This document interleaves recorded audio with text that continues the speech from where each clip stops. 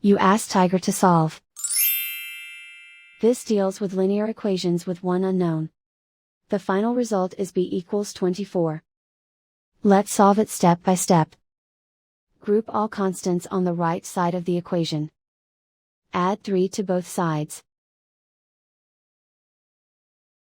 Simplify the arithmetic.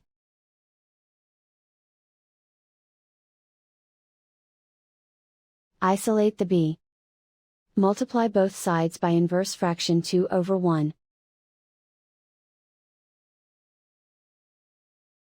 Group like terms. Multiply the coefficients. Simplify the fraction. Simplify the arithmetic.